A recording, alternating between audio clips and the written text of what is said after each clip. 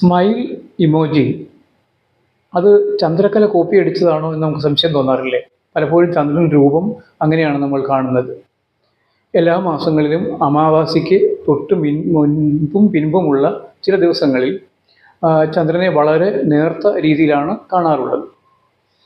അപ്പോൾ ഈ ഏപ്രിൽ 25 അതേ നേർത്ത രൂപത്തിലാണ് ചന്ദ്രനെ നമ്മൾ കാണാൻ പോകുന്നത്. പക്ഷേ അതിന് കൂടുതൽ തിളക്കമുണ്ടായിരിക്കും. ഏപ്രിൽ 25 സൂര്യോദയത്തിന് കുറച്ച് മുൻപ് ചന്ദ്രനെ കാണുന്നത് വളരെ ഷൈനിങ് ആയിട്ടായിരിക്കുമെന്നർത്ഥം. ശുക്രൻ എന്നൊരു ഗ്രഹത്തെക്കുറിച്ച് നിങ്ങൾ കേട്ടിട്ടുണ്ടാവും. സൗരയൂഥത്തിലെ ഏറ്റവും പ്രകാശമേറിയ ഗ്രഹമാണ് ശുക്രൻ. ആ ശുക്രൻ ഇപ്പോൾ നിൽക്കുന്നത് മീനം രാശിയിലാണ്. ഈ മീനം രാശി എന്ന് പറയുന്നത് ജ്യോതിഷ ഭാഷയിൽ ശുക്രൻ്റെ ഉച്ചരാശിയാണ്. ഉച്ചരാശി എന്ന് പറയുന്നത് ഒരു ഗ്രഹത്തിന് ഭൂമിയിലേക്ക് അതിൻ്റെ ഇൻഫ്ലുവൻസ് ഏറ്റവും കൂടുതൽ ചെലുത്താൻ പറ്റുന്ന ഒരു സ്ഥാനം. അതിനാണ് ഉച്ചരാശി എന്ന് പറയുന്നത്.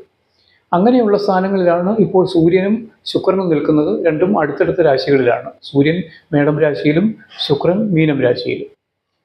അപ്പോൾ അങ്ങനെ ശുക്രൻ, സൂര്യൻ ഈ രണ്ട് ഗ്രഹങ്ങളും വളരെ പ്രഭാവത്തോടു കൂടി നിൽക്കുന്ന ആ ഭാഗത്തേക്കാണ് ചന്ദ്രൻ്റെയും രംഗപ്രവേശം. അതുകൊണ്ടാണ് ചന്ദ്രന് തിളക്കം കൂടുക. ഇനി ജ്യോതിഷ സംബന്ധമായിട്ട് മറ്റൊരു പ്രത്യേകത കൂടി ഈ 2 ദിവസങ്ങൾക്കുണ്ട്. 25, 26 തീയതികൾക്ക് ജ്യോതിഷത്തിൽ പ്രതിപാദിക്കുന്ന 5 ഗ്രഹങ്ങൾ മീനം എന്നുള്ള ഒരേ ഒരു രാശിയിൽ നിൽക്കുന്നു എന്നുള്ളതാണ് പ്രത്യേകത. അതായത് മീനം രാശിയിൽ 5 ഗ്രഹങ്ങൾ ഒത്തുചേരുന്നു. ശനി, രാഹു, ബുധൻ, ശുക്രൻ, അതുകൂടാതെ ചന്ദ്രനും കൂടി അങ്ങോട്ട് എത്തുമ്പോൾ 5 ഗ്രഹങ്ങൾ ഒരേ രാശിയിലാകും എന്നർത്ഥം.